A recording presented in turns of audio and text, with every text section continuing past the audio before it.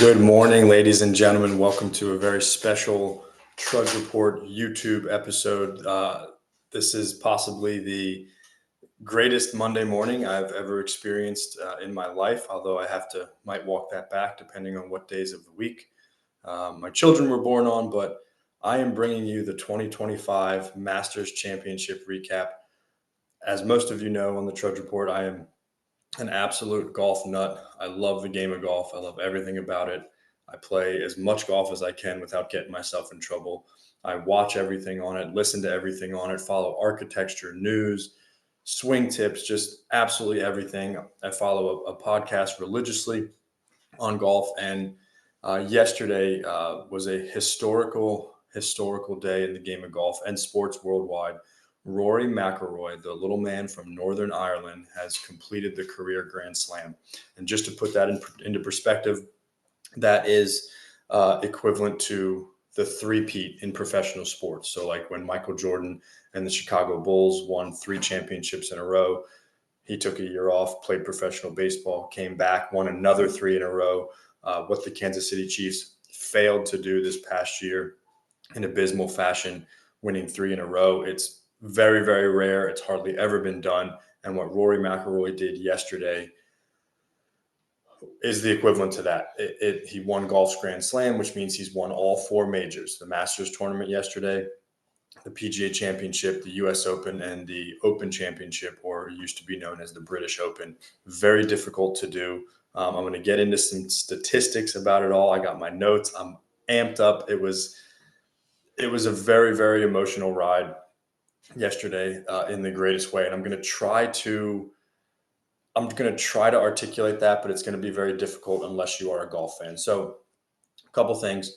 Rory McIlroy becomes the first player since Tiger Woods to complete the career Grand Slam in the year 2000. Rory becomes only the 6th player in the history of professional golf to complete the career Grand Slam. Gene Sarazen did it first in 1935, so 90 years ago. Ben Hogan did it in 1953. Gary Player did it in 1965. Jack Nicklaus in 1966. Tiger Woods in 2000. And Rory McIlroy in 2025. So first player in 25 years to complete it. 6 players in 90 years. Again, this is equivalent to the three-peat in professional sports. This is Rory's first major championship since 2014. His others were the 2011 US Open, 2012 and 2014 PGA Championship, and then the 2014 Open Championship, aka the British Open. He's been trying to complete the career Grand Slam since 2014. That's 11 years. That's the longest by any player to complete the Slam by more than 8 years. 3 years was the previous longest. He has in total 44 professional worldwide wins. That breaks down to 29 PGA Tour wins, 5 major championships, 3 FedEx Cup wins, and 2 Players Championships, which is the unofficial 5th major. Since 2014, he's been trying to complete the career Grand Slam. These are his Masters finishes. So since he's been trying to complete the Masters victory, he had the other 3 majors already. These are his finishes since 2014. Oh, and by the way, just a quick note, in 2011, when he won his first US Open, he had like a 6-shot lead or something, 5-shot lead, 4-shot lead going into Sunday at the Masters in 2011, and he blew it. So he could have won that event first, but the history does not repeat itself, but it definitely rhymes, my friends. So since trying to complete the Grand Slam at the Masters specifically, he has finished tied for 8th, 4th place, and this is in chronological order. Tied for 8th, 4th place, tied for 10th, tied for 7th, tied for 5th, T21, tied for 5th, missed cut, solo 2nd, so runner-up, missed cut, and then tied for 22nd, and then champion in 2025. So he's been really close. He's had 22 other top 10 finishes in major championships. So not only has he been trying to complete the Masters for the last 11 years, he hasn't won a major championship in 11 years. And in those 11 years, he's finished 22 top 10s in major championships. And basically this was the first one of 2025. So that's 40 major championships. So in more than 50% of those, he's finished top 10, which in golf is like We don't give trophies for second and third place, but that means you were better than every single other person in the field except for the few that were ahead of you, which is not nothing. Let's put it that way. So he's had 22 other top tens in major championships. He's had 40 attempts at winning another major between his 2014 PGA Championship and his 2025 Masters victory. Since that time, in that 11 years, he's had 28 other professional wins on the PGA and European Tour.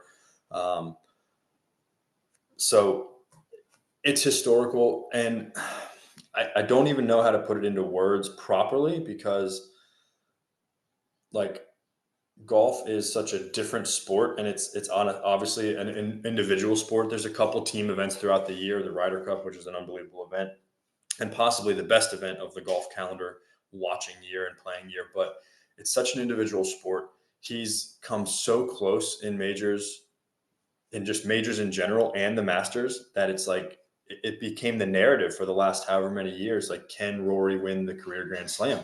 And there was a lot of people that said he could, but there was also a lot of people that were saying absolutely not. We don't think so. And it's tough because, again, in the context of golf watching, I want to try to take you through this.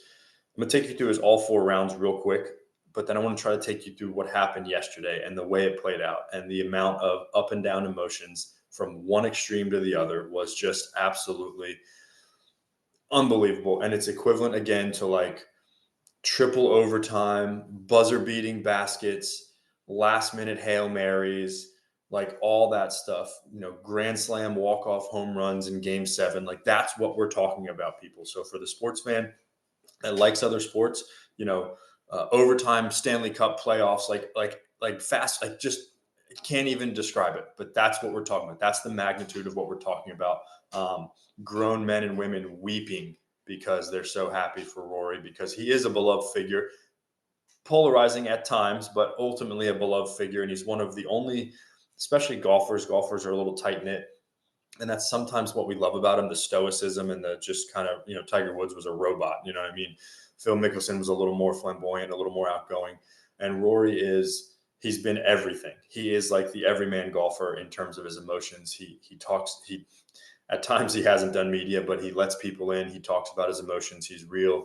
He doesn't try to like sugarcoat things or give like the pat media answer that a lot of players do. He really lets you in. So I want to take you through. So Thursday, it's a four-day tournament. Thursday, he goes out and he's approaching the 15th hole, and he's 4 under par. He's like 1 or 2 off the lead at that point, playing great, just prime position. And a knock on him has always been a bad first round at the Masters that set him behind the 8 ball. And then he's played good day 2, 3, and 4. So having a great first round, he's 4 under par. He proceeds to double bogey, which is 2 over par, the 15th hole and the 17th hole on Thursday. Finishes the day at even par, like just total, like wind out of the sails, dejected, at least for all of us, at least for me, and a lot of fans included. Comes out Friday and Saturday and shoots the low round of the day on Friday and Saturday. He shoots 66, 66 Friday and Saturday, which is 6 under par both days, right?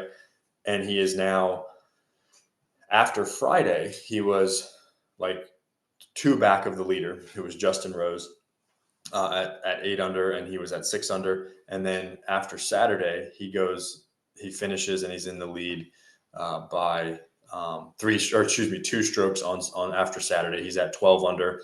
Bryson DeChambeau is at 10 under. Bryson makes a great birdie putt on 18. So he's going into Sunday. He's got a 2-shot lead, and it's him and Bryson, and then there's one other player at 8 under, so 4 back of Rory, and then everyone else is kind of down there. So really, it's like a 2-horse, maybe a 3-horse race. And he goes into Sunday, his 2-shot lead. He proceeds to double bogey the first hole, so automatically he's tied with Bryson, who pars the first hole at 10 under. He makes a good par on 2 because he left himself in a really bad spot on the green. It was like an uphill 30-foot 2-putt. Good par on 2. He proceeds then to birdie number 4 and number 3 with just like the number 4 is a par 3, and they were saying it sounded like a rifle shot coming out, his iron shot into that green.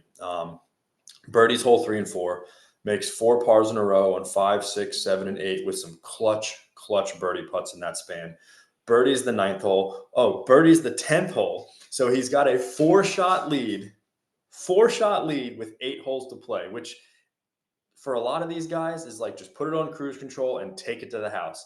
But no. He proceeds to make a sloppy bogey on 11, but almost hits it in the water. It hangs up by just a freaking blade of grass. Makes bogey, gets out of there. 12 is an iconic short par 3 over a creek. It's called Rays Creek, and this is Augusta National. Just an unbelievable scene setting. If you can look up pictures on it, look up pictures. I'll try to maybe throw some pictures in the feed. Not sure how good I am at that yet. Steps up, makes double bogey on 13, a very reachable par 5, makes another bogey on 14. Okay, so he's now tied once again, because at this point, Justin Rose at like 6 under starting the day is making a roaring comeback, and he is just birdieing holes left and right. So he's tied. He then hits arguably the most iconic shot, I will say, ever, because he was behind a tree, or he was next to a tree with the tree limbs hanging down, and he had to hook a 7-iron, about a 40-yard hook out to the right of this tree, up and around, over water and onto the green, and he gets to like a 6-foot eagle putt on 15. Unbelievable shot. Like, it was almost, the theme was the harder the shot, the better he was, because some of the ones he messed up on were like, quote unquote, easier shots for a professional golfer, except for the moment, right? But hits this unbelievable iconic shot that literally will be talked about for years. It goes up there with the jump shot Jordan hit at the buzzer, in whatever year that was, 97, to win the whole thing. Like, it's going to go down as one of the most iconic shots in professional sports history.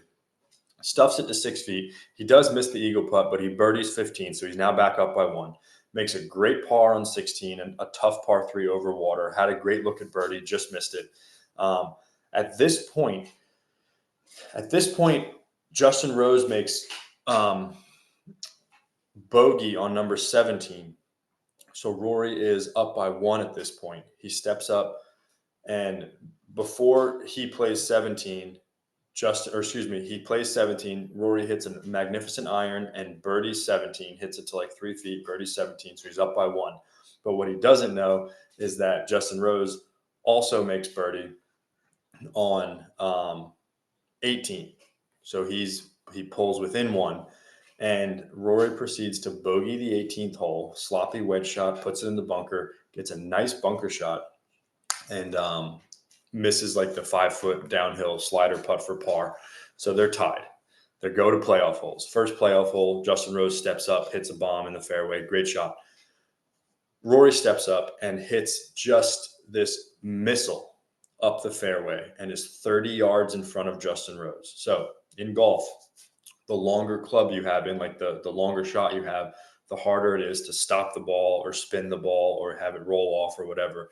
So Justin Rose has 8-iron, hits a very good shot right over the flagstick to about 20 feet, but he's got a downhill putt. Rory's 30 yards ahead of him, hits a wedge, a gap wedge, a short iron, and with a lot of spin, and it comes up on the ridge, it spins, and it rolls back down the ridge to about 3 feet.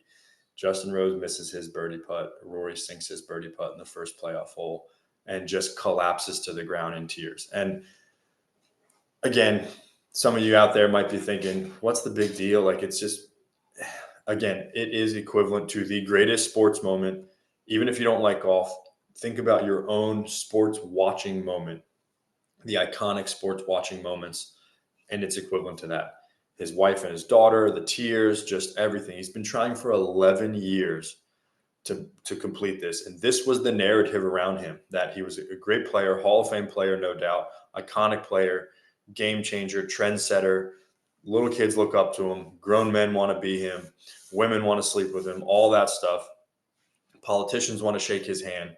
But this was going to be the narrative if he never won this tournament. As sad as that is, right or wrong, it is what it is. I'll throw another comp out there. It's going to be if Josh Allen or Lamar Jackson never win a Super Bowl. That's going to be the comp. It's going to be like, oh, they were so close, but they never did it. Now, I know Rory has a bunch of Super Bowls in golf, which are major championships, but this was going to be the narrative. And to go on to battle back. I mean, he shot himself in the foot 3 different times today, the double on 1, the double on 13, the bogey on 18, and a couple other short missed putts here and there. But he battled. He absolutely was as strong mentally as I've ever seen him. And I've been watching him very closely for well over a decade. When I say I watch everything golf related, like I literally mean I watch and follow everything golf related. So unbelievable round.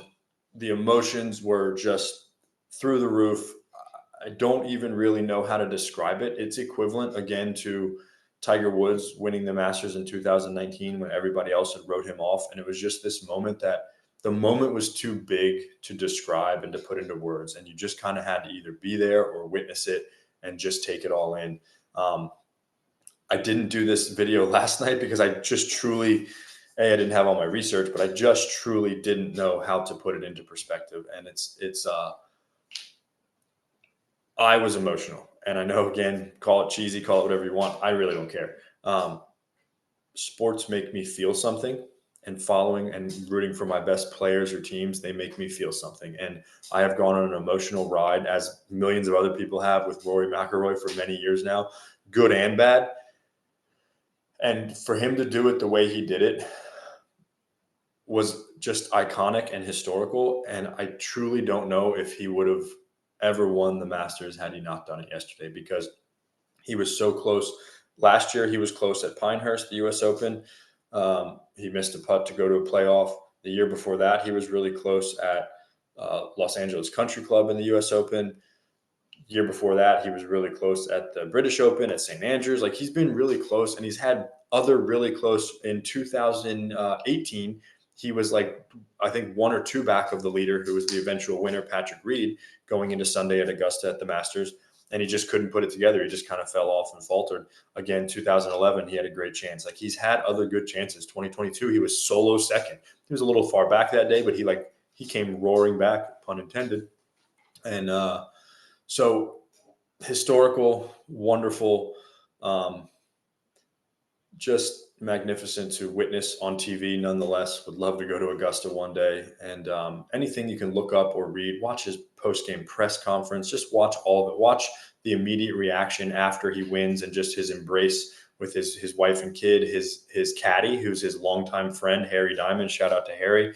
They've been childhood best friends, and like, to have him on the bag to win, it's special. And Augusta itself is special. Augusta National is up there with Fenway Park and like famous, iconic sports venues over the years. And it's a golf course, so it's got a different type of beauty and majesty to it. So it's approximately 8:45, and I have to clock in and go to work at 9 o'clock, and I have a 9:30 appointment about 20 minutes away. So I got to get going. I love you all. Like, subscribe, all that stuff to the Trudge Report YouTube channel. Check out our other videos on all social media accounts at Trudge Report Pod. Main podcast comes out every Thursdays on all of your listening platforms, Apple, Spotify, wherever you get your podcast, people. It's a beautiful Monday. God is good. Let's go, Rory. Love everybody. Bye-bye. Trudge on.